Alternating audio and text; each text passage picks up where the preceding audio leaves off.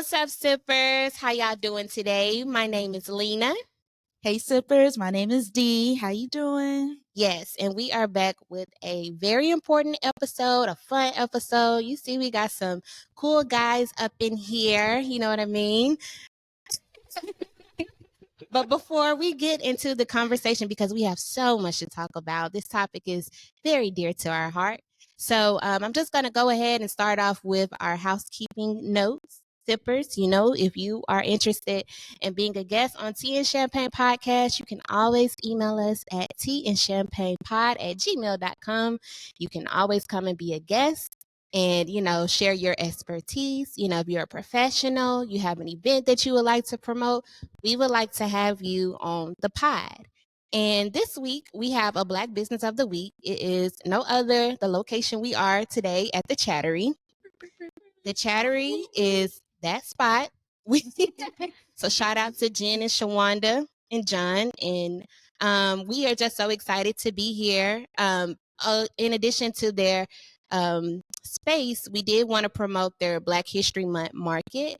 For the month of February, the Chattery will be presenting events every Thursday to enhance your Black history experience. These are social events that you guys can participate in. It includes the Black Art Lounge, the Card Making Social, Buy Black, Show and Share, and the night market, the Black Night Market. So in addition to this episode, we will make sure that we have the information on the screen so that you guys can see and know what time all of this is happening. It is every Thursday for the month of February. And, come on, be happy in your Black excellence. It's exciting. We got Black people up in here. Yeah. DEI up in here. We do. We still supporting DEI. So I'm going to go ahead and let Dee kick it off. Thank you, Lena. And as y'all see, we are at the Chattery. And the Chattery, we appreciate you guys so much for letting us bless your spot. Thank you for blessing us with this space. And just to give y'all a little tidbit on this organization, because we want y'all to come and support the Chattery at their new location on Broad Street. If you're in the Chattanooga area, they are on downtown Broad Street, and their website is thechattery.org. I need you guys to go to their website and see everything that they're about. Their co-founder, Shawanda Mason, and just a little shameless plug, that is also our guest wife. And John and Shawanda, they're the cream of the crop. So I need y'all to dynamic duo. Absolutely. I look up to them. I aspire to what they share, and what they have done with the Chattery is amazing. So again, go to thechattery.org. Shawanda Mason, co-founder with Jennifer Holder. And, Shawanda, she's the creative director of the Shindig, and Jennifer is the operations manager, but it is a women-founded place, and it's also a Black-led nonprofit organization. They are an expansive community of learners and teachers, so they want the whole Chattanooga to experience life through learning, a life of learning where you can take classes as an adult, where you can network as an adult, where you can find friendship as an adult, or, as youth. I know they have a plethora of activities. So again, I can go on and on, but that's just where we're at right now. So without further ado, our episode today is part 2 of self-care. If you have tuned in with us when we did our part 1 with our besties, Edwina and Kiosha, we did a lady self-care episode, but we don't want to neglect our fellas. We want our men to feel appreciated as well. We need our men to know that y'all are acknowledged, that we love y'all, and we want y'all to take care of yourselves. Yeah. And we want you guys to spread the word on how other men can also join into that and tap into that. Now, John and Iggy, aka DJ MC Pro, and Iggy, who is also a fabulous podcaster as well. Yes. We specifically were intentional on bringing them onto this episode because you guys are doing the damn thing. We see you guys out here being an example to so many people in the entrepreneur space and the creative space. And I feel like you guys balance it well with your mental, but we want to just kind of tap into it and, see how you guys are managing that and areas where you might want to grow and kind of learn where it all, fabricated from. So this is what our episode is today. I hope you guys enjoy. We're just going to get into a bit of a dialogue, a couple of questions. I'm going to kick it off. Again, John, you are DJ MC Pro, and you are also a father, a husband, and an entrepreneur. Is there anything that I left out? A husband. A husband. I try to be a good husband. Okay, and Iggy, you are also a father and a podcaster. You got your Iggy Loudmouth podcast. Yes. Again, y'all also go into Hype 'em the up, hype 'em Internet up. of Things. And make sure y'all follow both of them on all of their handles. Yeah. Did I leave out anything? What am I forgetting? Did I cover it all with y'all? Yeah, for the most part. I'm about to get back into music. Yeah. I was about to say I'm about to get back into music this year. So Oh, he's spilling tea. Yeah. yeah, it's that time. Yes. Right. I wrote a lot last year, so now it's time to. I love that. That's exciting. Pen back up, son. Yeah, I put it to work. I was getting a little practice last year, so I feel ready. Nice. Stay tuned. Yeah, I just sure. don't know. Listen. That's from the people. They was pushing me all last year. Where the music? I'm Right. like, what about the podcast? Nah. Well, yeah. On So, the podcast. yeah, It's for sure. awesome. Okay, so let's kick it off. I just want to know how you guys define self-care. It's a subjective topic. We don't want to just say that it is what this is. I think everyone has their own depiction on how they define it. So, Iggy, we'll start off with you. How would you define self-care in your space? I think self-care is investing in yourself, loving yourself, being patient with yourself, all those things wrapped up into one. I think those can be physical things, whether that be going to hit the gym. Some people look at that as self-care. Going to play a sport, basketball. I know a lot of guys use the court as kind of like a self-care space. It could be that. It could be mental self-care, reading, journaling, writing. It could be spiritual self-care. You know what I mean? So all those things wrapped up into one, I think, are important to self. How do you put care into yourself? Mm-hmm. That's what I define it as. Okay. John, how about you? I think, well, to me, I think self-care starts with the brain.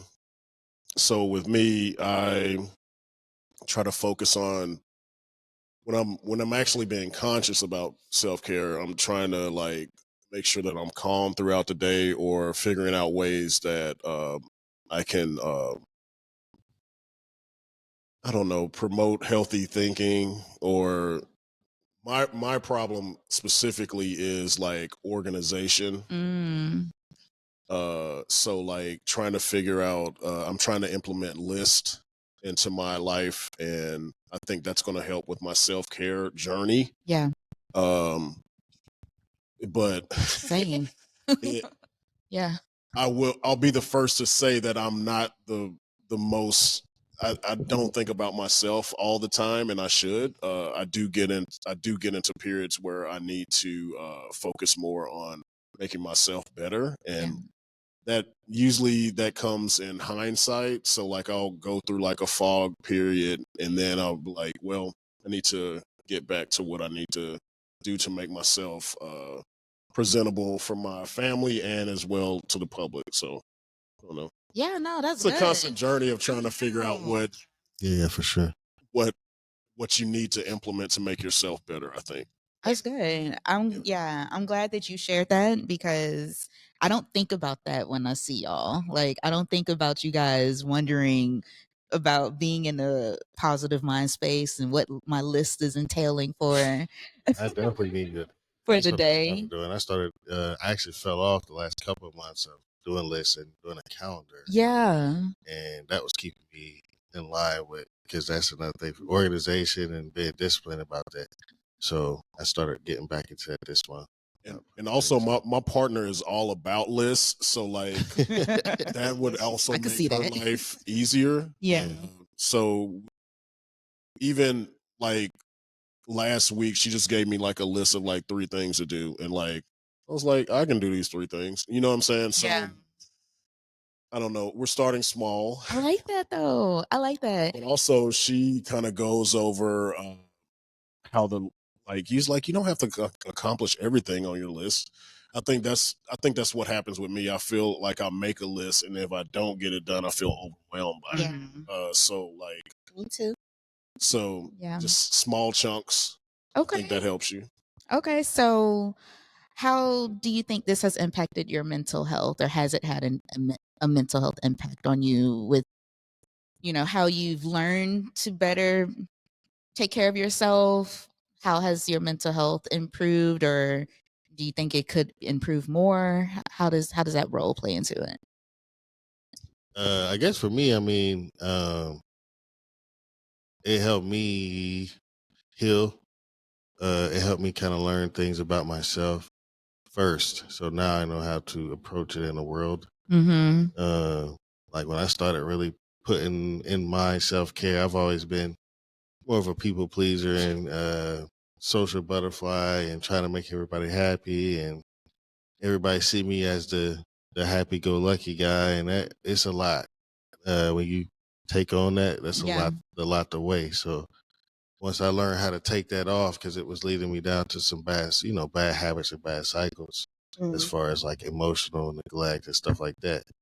Uh, Once I kind of took that off and learned how to self care, what it takes for me, journaling. I started reading things that I actually want to read and not feeling like it was forced. Uh, Obviously, music and things like that. And then once I kind of figured it out for myself and saw that it's a it's a space where men are not really as often figuring it out just for Yeah. particular reasons. I want to speak about it. So that too, having conversations now where people see me and they kind of see that that's kind of what I talk about. So it'll Yeah. be men that we talk about things within my friendships and relationships. So that as well. So yeah. And just really quick, I just wanted to point out because you have a Mental Monday segment on your Mhm. podcast. So Yeah. I was just going to say, has, you spreading that information to your listeners and the conversations that you have with your friends, has that made Yeah. things a lot smoother for you?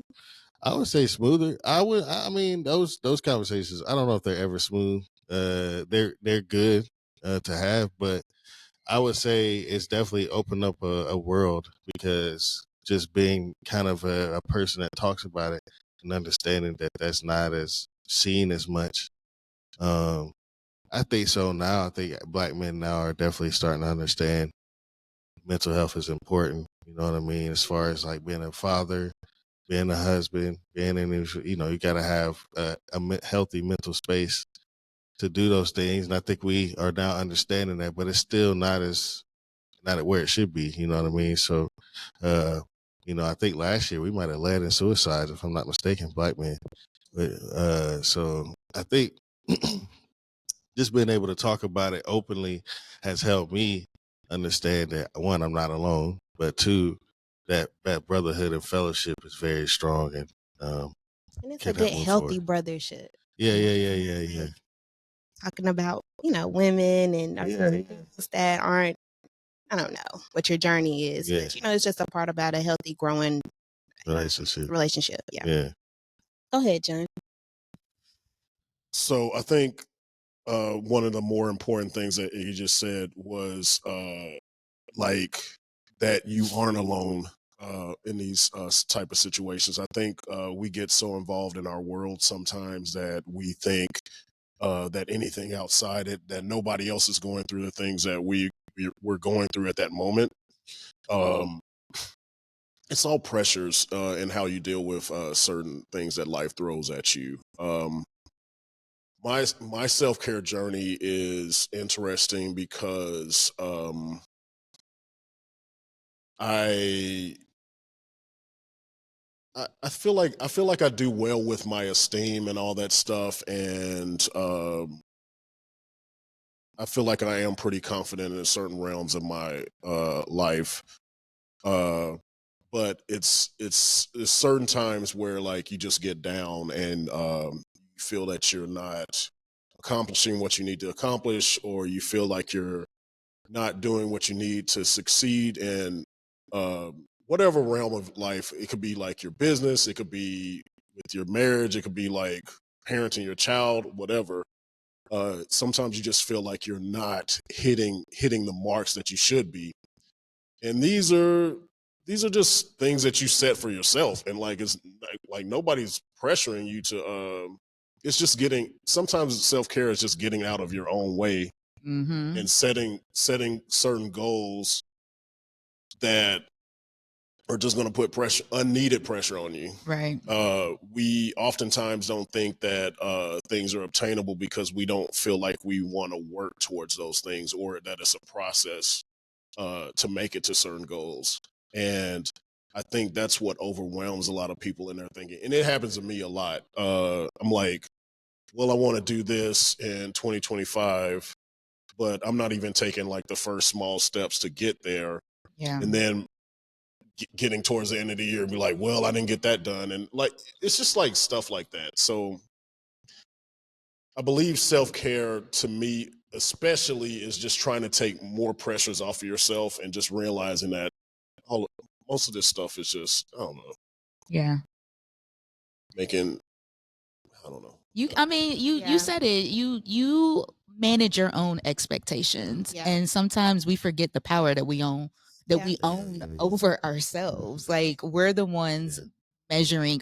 It's us against us, you know, and we can battle that by first acknowledging it. Yeah. So I appreciate you for bringing that to our attention and bringing it to our awareness, because step one is just admitting that is even something that is happening. Like, I set this expectation and I need to start here.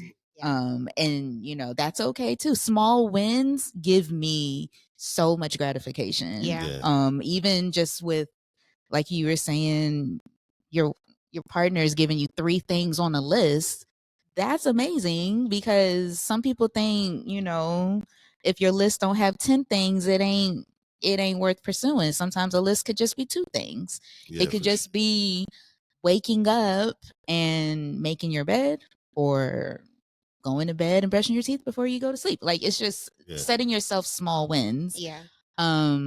And then I saw this image, and I'm getting off on a tangent, but I saw this image of someone climbing a ladder, and it's like showing over a period of time little small steps that they take on the ladder.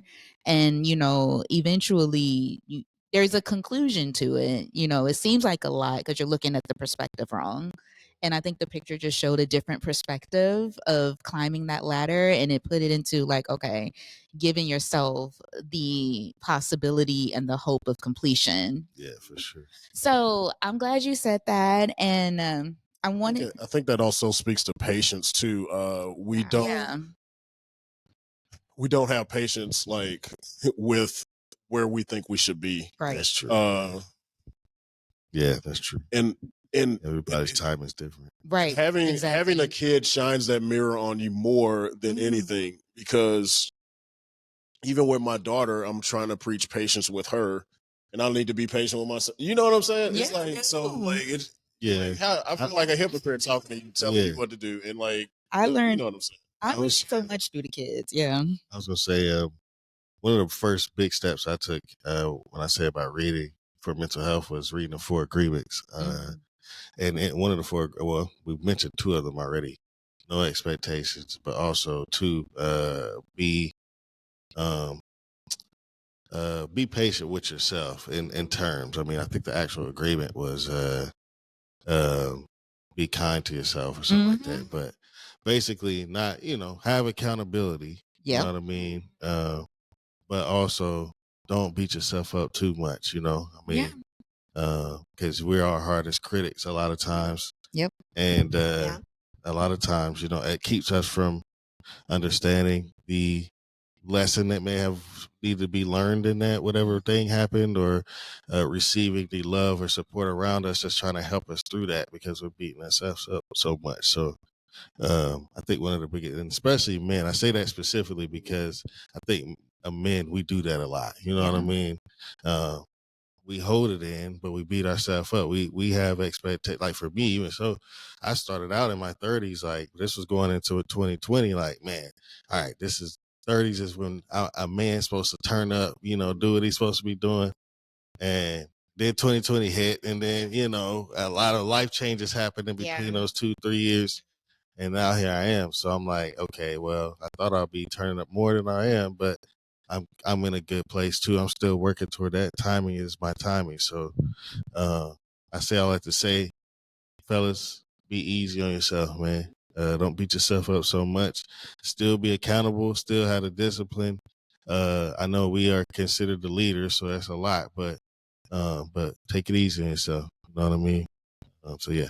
Yeah, I like that you said that, and that we're running on our own time. Something else that makes me think. It makes me think of this quote I always see online, that comparison is a thief of all joy, because I think that plays a part. We compare ourselves to what other, people our age are doing, and I can't speak for everyone, but as for myself, I have to remind myself to stop doing that. Yeah. I cannot look at what has been accomplished by somebody that's my peer, that's, again, comparison's a thief of all joy. It takes away from what I have accomplished and worry about my timeline. So I'm glad to see a man's perspective and that relatability on y'all's part, because it's good to see that you guys have something that will resonate with other men that won't admit, because it doesn't seem like something that y'all would discuss. It seems like something that, if it's not making y'all feel like the leaders that you are, it ain't worth bringing up. But this kind of humbles a lot of people, I think that's good that we're discussing it. So I'm going to flip it a little bit. I'm going to change the script a little bit and maybe get into something a little bit more personal. How does your romantic relationships play into self-care? Because I like that we have this two different dynamics going. John, you've already said he has a wife at home. Yeah. Iggy does not. Yeah. Are you single, Iggy? I am. Yeah. Okay, so no girlfriends. No girlfriends. Okay, so this is good. Yeah, no, for real. And you don't have to talk about your presence. You could talk about how past romantic relationships have played into it, current romantic relationships, how you want them to play into it, if you want to speak something into existence. But how do romantic relationships play a role into your self-care? And I blended this into professional relationships and friendships, like people in general. But let's start with the romance. Get to the good stuff. I'm gonna let my brother start out first. I feel like I got.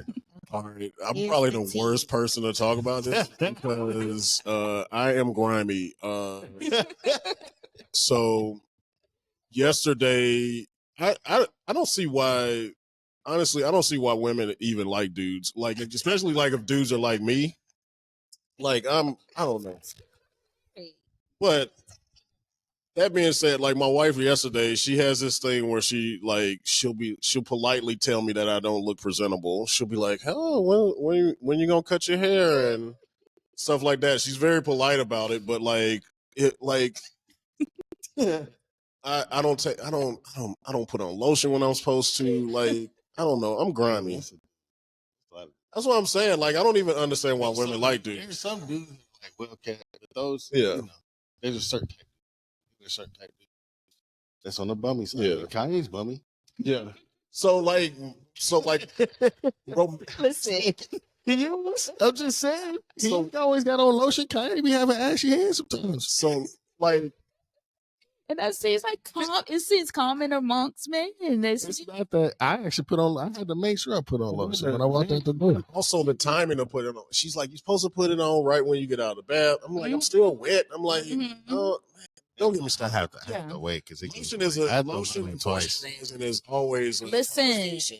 Moisturize, drink your water. Yeah, that's come on. That's all right. But I think along, brother. outside of the physical, I think my level of romance with my wife is like, you were talking about books earlier. So when we were about to get married, one of the books that we had to kind of engage with was the 5 love languages. Yeah, for sure. My wife is multiple love languages. Yeah, for sure. And I think I'm like 1 or 2 of them. And so, which also brings back my daughter up. My daughter, I think she has the ability of figuring out like all of our love languages. Like my mother, my father, and my wife. Like it's weird. She'll like engage with us with our love languages. So like me and my daughter's love language is mostly touch. My wife always talking about, why don't you talk to your daughter more like in the morning and all that stuff? But we do a lot of touching. Like I hold her hand a lot, and then like I'll hold her little leg while I'm driving the car, like stuff like that. My wife's love language is not a lot of touch because she gets hot. I can see that. But she's a gift giving, and so like gifts could be like, hey, let me take care of this, take this off your plate, or let me bring you something home to eat, like just small stuff. But I think understanding whoever your partner's love language is makes it easier to be romantic, or it just creates a more cohesive like partnership. I think just learning and figuring out how to love your partner how they want to be loved instead of like trying to force like something on them, which probably minimizes a lot of stress. And it does. Like literally most of the time my wife just be hungry or something. I can just bring her something to eat. We're editing this part out, right? No, we may or may not. Yeah, that's her love language. Like I'll bring her something to eat. She's like so happy. That's usually the problem. Yeah, should definitely be one of the 5 love languages. I agree. 6. Yeah. Food, but gift giving, I think that falls into that category. I agree with your wife. I have multiple too. And I think most people are multiple. Yeah. And one's just like there are ones that prioritize over others, but right. So okay, so as you, Iggy, as a single man, sip too before you decided to saw that. Yeah, I mean, so I am divorced. I was married previously. More tea. I've been in a marriage, and now I've not. I also was single before that, but for a little bit. But I got married in my mid-20s, so a lot of men not doing that. So it was a learning curve for me. Romantically, for me, I'm still learning that. I think when I was married, we did the 5 love languages too, and she was about gifts, words of affirmation, which was a weakness of mine, which because I just never. I guess the household that I grew up in was more so wasn't. I didn't get that. You know what I'm saying? There was more, and not to say nothing was wrong with that. I just feel like culturally we don't do that a lot. Sometimes I was expected to make good grades, but then when I made good grades, it wasn't necessarily words of affirmation. It was like I knew my parents loved me in ways, but they didn't come back around and be like, "We're proud of you for doing that on a consistent basis," right? So for me, that weakness was not being able to understand that on the other end, being like, well, why do you need that? Because I feel like you should know how you are. Like, you should know how great you are. Why do I have to always tell you that? Why do I have to always tell you you're pretty and all that? And that was toxic, you know what I mean?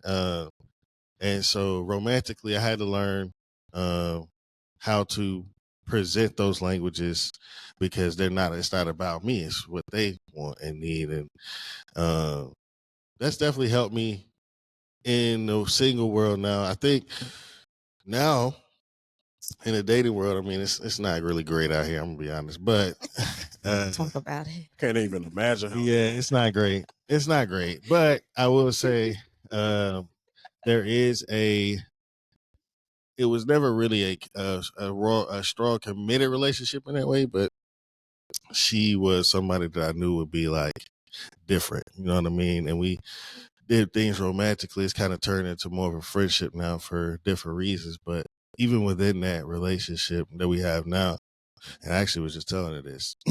That's the message I was sending last night. But I was telling her that that relationship is important because we've learned how to be emotionally involved with each other without the cloud of the physical and giving to each other that way. And I think that's what a lot of what today is missing. We kind of get focused on the aesthetics of dating and not what the purpose of it is. And even if that turns into a friendship, you can still have a love within that. And I definitely am grateful for that I have there. As far as like the romantic dating, I mean, for me, I'm more into the self-care moment right now. I was married for 7 years, and I still am involved in her life because we share a son. So, we aren't married anymore, but we still have a dependency to each other. You know what I mean? So, yeah, I've learned in those ways, in different ways.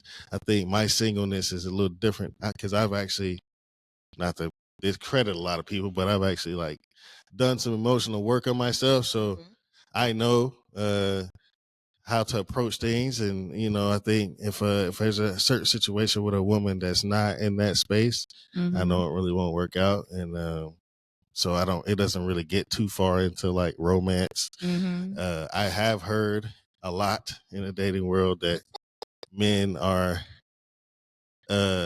women like when men present themselves a certain way, whether that be like buying things or getting things. And I've kind of sat with that. You know what I mean? I think it is good to be of chivalry and do things to a woman that you approach and like. But I think it's gotten so watered down now that if you present yourself with money, are you now an object too? You know what I'm saying? So there's like a balance in that on the outside.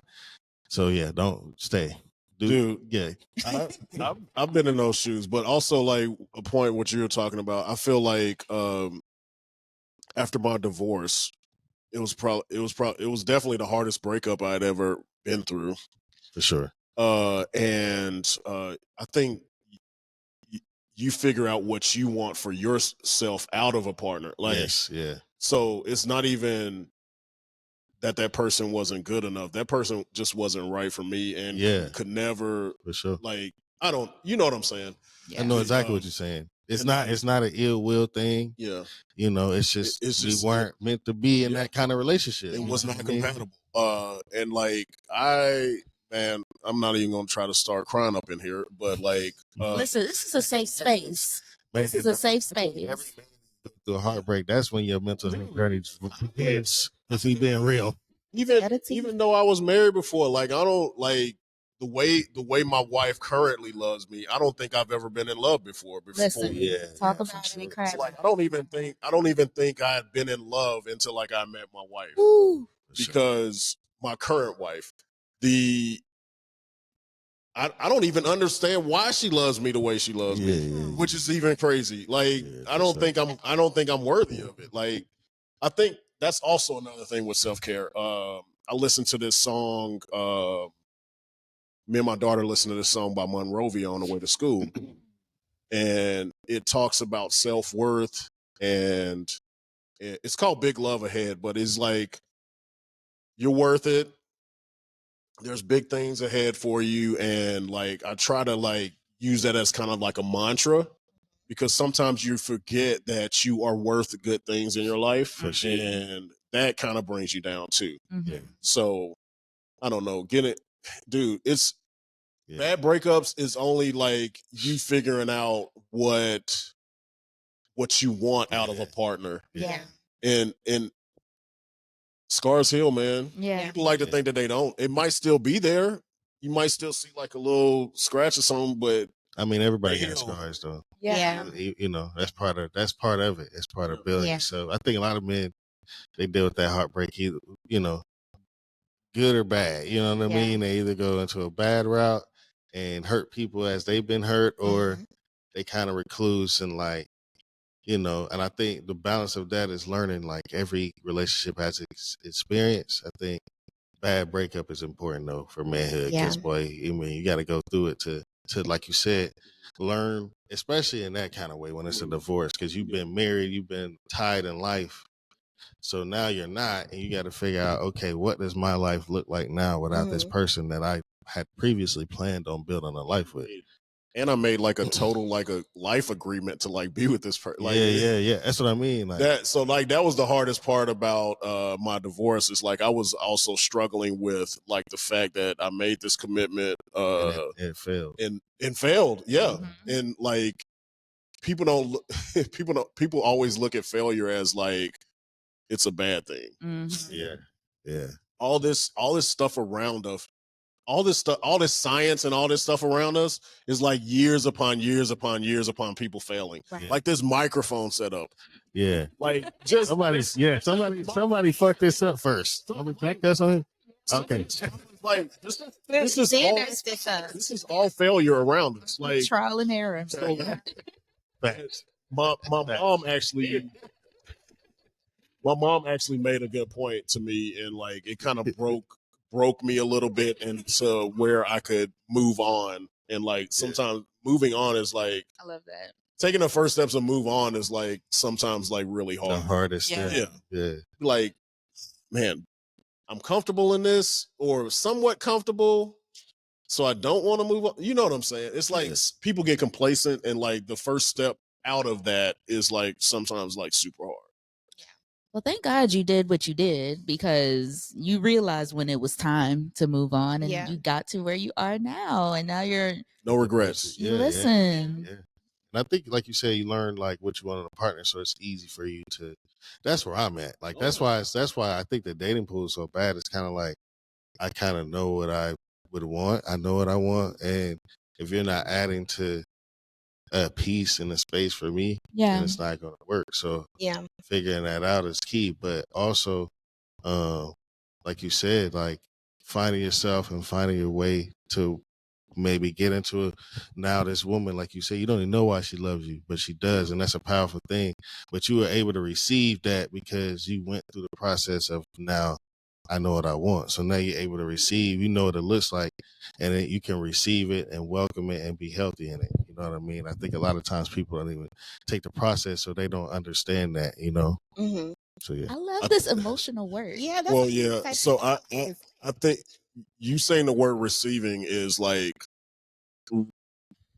my problems is probably still is like receiving. Mhm. Like I don't like really gifts and all that type of stuff. Just like even when like my wife's like, "What do you want for?" Like I don't know. Men Like- have a lot. We have a hard time. We don't get it. You know what I mean? Yeah. We don't get it from the world. I think just in general society, you know, women get it. Even like you might get hit on by a dude you don't necessarily want, but he's still telling you you're beautiful. You know what I'm saying? Like that doesn't happen with men. You know what I mean? That's much that. Hit on by dudes more than I get hit on by women. Yeah, that's crazy, but See that in chat. Shout to say, ladies, you gotta start paying these guys compliments. yeah, but I do say overall, like that's why men in general I think have a hard time receiving compliments and you know what I mean? Because we're always like, we got to lock in on, we're working, we're moving. And it's hard. Like even yesterday, that's what I was doing with Tut is, you know, 10 years anniversary of Preacher Son is a big deal. You know what I'm saying? They kind of I feel like that kind of set the stage for a lot of scene musically around here, that album.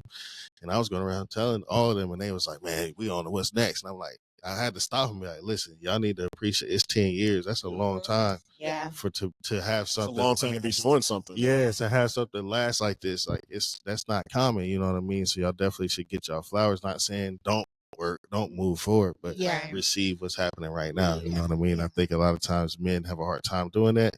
So I definitely encourage you. I'm glad that you were able to receive. Why I'm like that though? Like I think Yeah. Alone. You're not alone. too. And I think even with you saying that women may get a lot of compliments all the time, it's still weird. Even when I'm like, D, your outfit cute. I should say the same thing. Sometimes I'll be like, oh, okay, well, I had to do this and do this and do this instead of just saying thank you. You know? So it goes, I mean, it's just, you're just learning. You're just learning how to take compliments and everything. Yeah, I think for me, I'm just constantly trying to not come off as conceited or big headed. I'm trying to be humble all the time. Because I have been told that, you know, I come off that because I was naturally a shy person. So just being approached in any dynamic, I'm just like, I don't like a lot of attention. Yeah. Some people misconstrue that for being conceited, but I'm just like, I don't like a lot of attention. Like I'm a DJ, and people be thinking like I'm like this social butterfly just because I'm a DJ. Yeah, and that's why. Listen, and that answers your question a bit I too. didn't think you were shy when I first met you. All I know is that I requested a song, and John was like, Like, oh my goodness. Like, DJ kind of weird, but he's jamming though. Hey, he shut that down. Hey, I get it now after meeting more and more DJs. hey, man, Yeah. it's annoying. I'm gonna tell you that. Understand it. I see it with Shuey a lot too. They be coming up. He be like, It's a snowball It's a effect. whole thing. It's a whole thing. Okay, so before I let Lena get into what you got going to ask, just real quick, how do you balance your self care with professional and friendships, like professional relationships or just your friends? How are you balancing your self care with people you work with or just casual friends in general? Do you balance it? Have you figured it out yet? I mean, it's okay if it's So I think self-care with this is actually a combo because I started working with people now. I've been pretty much a lone wolf for like the past 7-8 years, but like now I'm kind of like partnering with people, but they are also my friends. So I think, and they're also younger than me. So I think like surrounding yourself with youth or people with new perspectives, uh, and just people that are going to build you. Mhm. You don't want to put yourself around people that are going to like hold you back or be an anchor. You could be motivating them, but at the same time, they're anchoring you. You want to move with some people that are going to be moving in the same direction. You don't necessarily have to be equally yoked with them as far as like experience and all this type of stuff, but you want to move with people that are like, hey, I can help you improve in this certain aspect of your business or your life, Mhm. or hey, let's talk about how we can get our vision moving on in the same like you know what I'm saying? Yeah. How you can get up to pace with like where I am, or like you know what I'm saying? Just stuff like that. Yeah. Um, and we were having a conversation with my friend, and he was talking about how we don't really have a lot of older men to like guide us that aren't like old school dudes. Uh, and like I have like maybe one or two. Like I became like an ageist during like the pandemic. I got tired of old people. Because I think the way that life is set up now, it's just based on like old thinking, and we can't get anywhere because of because we can't get past some of that. yeah. Yeah. And like I tied that to old people, so like I Yeah. became an ageist because like old people are like comfortable where they are because it like where the world's gonna be tomorrow, it don't affect them because like they're taken care of. Yeah. So like I don't know. I might be kind of that old person for like some of my people, so like I try to be an ear if they need to talk about certain things. I Yeah. have a few friends that are coming into parenting, and so like I want to be an ear or like advice if they need it. So Yeah. You've been that way with us. I mean, Yeah. you and Shawanda both. I mean, you're not that much older than us. I think you're still my Girl, peer. I'll be 40. I'll be 45 this year. I don't think so. Last that. I'll just play. Exactly. 40, 41. Okay, but still, you look awesome. And I take wisdom from you. y'all. I'ma give- Yeah. Yeah. I'll take it. Busy. And with age comes wisdom. And Yeah. I'm glad that you surround yourself with people that are younger than you so you can, feed off of them, but they Youth can is feed where off it's of at. you. I'll put it right. I'll put it like that. Youth is where being around the younger generations and uh trying to help them figure out certain things, but also like they have passions that you don't want to die in Yeah. them. Like if you really care about people that are younger than you, you want them to be ahead of where you are in life. Yeah. Mhm. So like that's how I look at it. Okay. Iggy, what about you? Yeah, I mean, I've learned how to. Yeah, I gotta finish mine too. I use like I've created boundaries. I've tried to be special, attentive about that. Down to like sometimes it do burn. Daddy walked to play. Even down to like sometimes like when people call me by my real name out because I'm from Chattanooga, so there are people that know me outside of the podcast, I'll be like, hey, I pull to the side, be like, hey, bro, you know what I mean?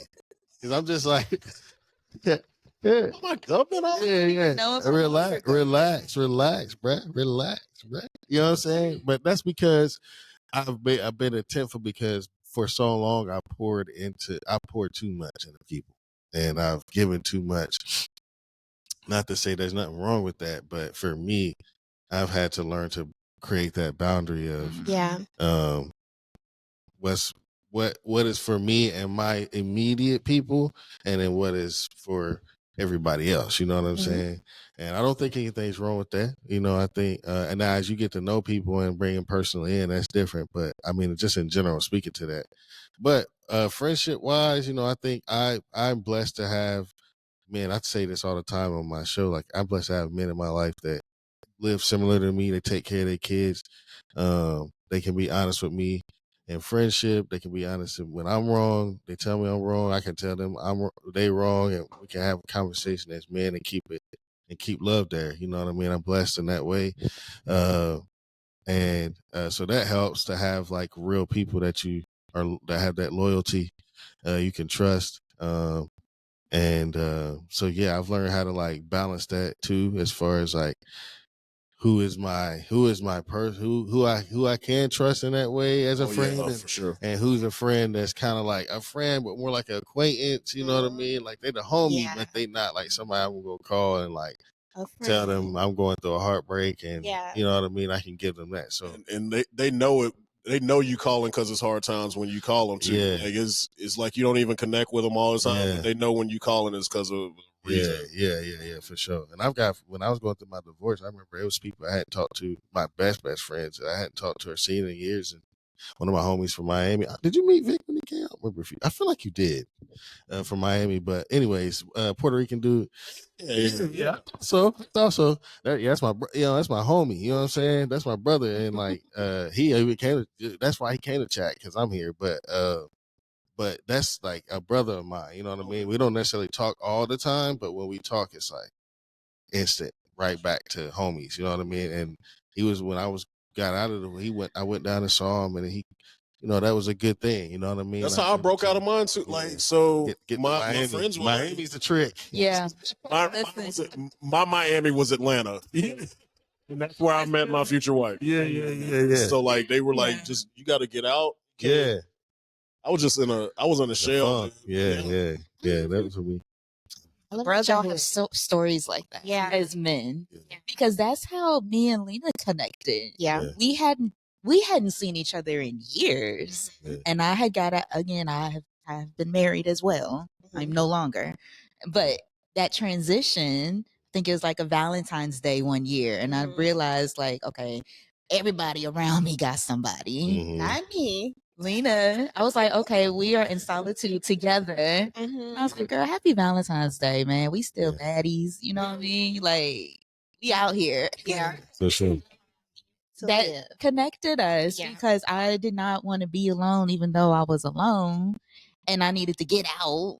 And that was a way of getting out. And that's why I appreciate institutions like the Chattery, because as an adult, connecting with other adults have not been easy for me, especially, like I said, I'm naturally a shy person. So it's good to step out of a comfort zone with your peers, even if y'all hadn't talked in a while. I'm pretty sure on Valentine's Day, Dee didn't think she was going to be a podcast host ever. Absolutely not. She was she got a camera. I didn't either. Listen, I used to be so shy. I didn't even like correcting my name when it was mispronounced. You gotta stand for that. I do that. But my last name, they leave the S off all the time. I make sure that S is on there. I had to, I had to break out of Capitalize my L. Put the S in. The apostrophe if you can. Yeah, for real. Stop playing.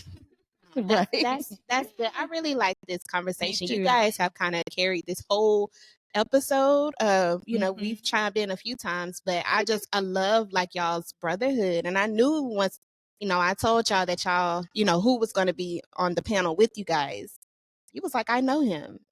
Both of y'all said that. And I was like, well, good. They'll vibe together. You know what I mean? So I love. He was with the start of us from like Hip Hop Cha and all that stuff. Yeah. Like, so I've known you for almost like 10 years. Almost 10 years.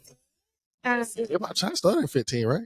Dude, Dude, yes. I Yeah, didn't even That's what I realize. started DJing. So yeah, going on 10 years this year. Congratulations. Yeah, congratulations. Yeah, that's big. So, I do have one question. I think after this we can go ahead and set intentions and wrap it up. But I do want to know, since both of you all are fathers, and you've kind of mentioned this throughout you guys' dialogue, but how has being a father and raising a child, how has that helped you with your self care, or at least your mental health? Yeah. For me, man, man, it's just seeing my son grow. I think I'm very intentful of having a good relationship with him too. But it's just nice to have a good relationship. You know what I mean? And it sucks when that's the suckiest part about divorce is like when I had to drop him off yesterday and I come home and like he still got his monster trucks on the couch. You know what I mean? Like he's not at home. That's like that's always a balance mental health wise. You know what I mean? And taking accountability in that decision for him. But he in general, man, he brings a light. You know what I mean? He carries a light, and that's automatic. As soon as we get together, and I see myself in him, I see his mom in him, but I also see himself. Like it's kind of crazy that you see that, but just now he's playing basketball, so giving him that, you know what I mean, kind of having that experience with him, teaching him the game, seeing how fresh everything is for him, and learning. Uh, and it's a constant thing. I know that that's something that I'm always going to be in his life, so I'm always going to have to be okay. How can I be better in that way? What can I give him to be a better dad? And so, yeah, I mean, I think also though, and I want to say this as a dad too, and I feel like this has helped me and understanding that that's not only who you are. You know what I mean? You still are who you are. And I think a lot of times we get caught up in being parents first, and then my son's gonna be 18, a grown man one day. Yeah. So you don't want your identity to be dad, and then he's gone, and you're like, well, damn, who the hell am I now? Yeah. You still want to keep up with who you are, and I think that's important. That's why I'm doing what I'm doing, the podcast and stuff like. He sees me be myself, so he knows he knows who his dad is. Now he knows when people come up and see me and call me Iggy, he knows that now. Yeah. You know what I'm saying? So like seeing me as myself also I think is important, so but he's a blessing, man. I don't know where I would really I think if I divorced without him, it would have been kind of a spiral. He kind of kept me grounded, and seeing him kind of be like, Dad, it's okay, you're still here with me, type. Yeah. So, and he was young and he handled it well. So seeing that, he's kept me grounded. So I'm very blessed. That's good. What about you? I will say the same thing. My daughter came at a very chaotic time in both me and my wife's life. She was literally born like a couple of weeks before they started shutting hospitals down. I wouldn't have even been able to go in for her birth if she would have been born like on her actual due date. So, the pandemic for me was a very difficult time emotionally and all that stuff. And like Iggy said, like my daughter was the one thing that kept me grounded. She was a beacon. She has a bright light as well too. She attracts a lot of attention. And that's also another thing. I had to come to the fact that like I have to share my daughter too, because she has such a bright light, you can't contain it. Yeah. It's just not for us, Yeah. but it's for the people around her too. I absolutely feel that. Yeah. For sure. She's very sweet and she's very respectful of, and that's what we kind of try to preach with her. Yeah. And even seeing her kindness to other people like bleeds back into me. And I said it earlier how she is also a mirror for me. Like she'll tell me that she'll in certain ways she'll tell me that I'm in a bad mood or something. Like, and like I said, I notice most of like my depression or like my bad moods in hindsight. I'm very robotic in the morning. So like I'm just like I know, which again, we appreciate y'all today. Yeah. She's very robotic. It takes me I about don't have, 10:30 like, to wake emotion up. flowing 10:30, in. But, like she'll just cheek or something to just lighten the mood. she'll say something like, "I like when you smile, Daddy," or something like that. And I don't know. She is the cornerstone of our house. Yeah. Yeah. And I don't think I would have made it without her. I don't think I would have made it without my wife either. Yeah. That's not to say that I wouldn't have made it without my wife. But, Yeah. the added responsibility of making sure that a person stays alive is crazy. Yeah, man, it really is. Relatable content for sure. It's the one thing I feel like I can't fail at. So like, yeah, absolutely. I'm always on edge about that. So like, I don't know. My daughter keeps the Yeah. It's such a blessing. I love both of y'all had the commonality of them Yeah. making a grounded foundation for both of you. And you hit the nail with your daughter sharing her with the world. And Yeah. I have to remind myself with the teenagers that I have teenagers now. So get ready. You know, it's only going to get worse. Yeah, for sure. You share them more and more as they get older. So Yeah. I think that's a beautiful note to end on. Yeah. And I love that we were able to tap into a male perspective. Yeah. And what I have learned is that we are more alike than not. Yeah. Yeah. And I love that y'all were vulnerable. Y'all were candid. So thank you for your candor. Sure. And I really Thanks for bringing us. I thank you for coming. It was a pleasure to have y'all both. And I really hope that the audience appreciated the content and the sippers that, you know, y'all found some gems to take away and y'all can approach your next relationships with some eyes wide open and some emotional intelligence behind it. I felt like that was a big topic this conversation. So thank you guys. So one more thing though. Just to take away maybe two tad bits. What do you encourage men to do going forward in 2025 for their mental health? Just two things. I would say, like I said, take it easy on yourself. Don't be so hard on yourself. That's number one. Number two, I would say get into something that will mentally engage you. If you're not in the gym, if that helps you mentally engage, if you're already doing that, read. Journaling definitely helped me. It helped me be accountable to myself, but also just kind of get whatever's on my mind out. You know what I mean? Yeah. So if you're able to do that. Like I said, do something that can kind of get your mental clarity going. But that would be my second thing. Okay. So, yeah. I would say be intentional on how you like look at yourself and have some goals at how you want to build yourself going into the future. But also don't make it a path where you can grow into it and not necessarily you have to be this way tomorrow, but kind of like be intentional on like how you want to grow mentally. And someone said emotional intelligence. Work on that.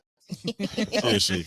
Yeah. Emotional intelligence is like, that's also another thing that I struggle with parenting. And my wife always has to like, she always gets on to me. She's like, John, this baby is 4 years old. She's not emotionally intelligent enough to understand what you're trying to tell her. I have to definitely have to learn. I think she is. My daughter's super smart. Yeah. I think she is. But like she try to play me sometimes. But anyway, Yeah. emotional intelligence and just like trying to figure out a path where you want to be, like a mindful path of where you want to be. Because like I have a mindful path of where I want to be as a father and a husband. I'm not there yet, but I have a path and I'm trying to get there. Yeah. Hey, emotional intelligence will save you in this dating world, by the way. Oh yeah. So if you want to avoid the BS, Yeah. get on that. Well, I think agree. we can use that as an intention of the week. I agree. You know? Yeah, I think that that's a great way to move forward. Attention for the year. So. Yeah, because we usually set an intention for the week each episode. Yeah. Okay. Does it taste like mezcal? Yeah, it does have a smoky undertone. It's not necessarily mezcal. It's Real smooth. It's Johnny Walker Double Black. So if you like a nice little blended Scotch whiskey with a smoky undertone, grab your bottle of that. Shout out to Unc for sponsoring. Yeah, shout out to the Man Cave for sponsoring our drinks today. All right. Well, we're just going to go ahead and end it here. Sippers, thank y'all so much for listening to our episode. Thank you, Iggy. Thank you, John, for being here with us. Before we go, though, your handles and how can our sippers get in touch with y'all? Yeah, and promote everything. Promote it all. What y'all got going on? Yeah. Iggy's Loud Mouth Podcast. That's IGGY_S Loudmouth, one word podcast. All social media, Instagram, Facebook. And then also, if you want to listen, Apple Podcasts, Spotify, and YouTube. I'm on all of those. So yeah, check me out. And I'll do a lot of things around the city, Chattanooga wise. I've got taking a couple months, a little slow here. Got to get situated with where I'm going. But yeah, probably about March or April, I'll start kicking things off as far as live podcast again and all that. So, okay. That's what's up.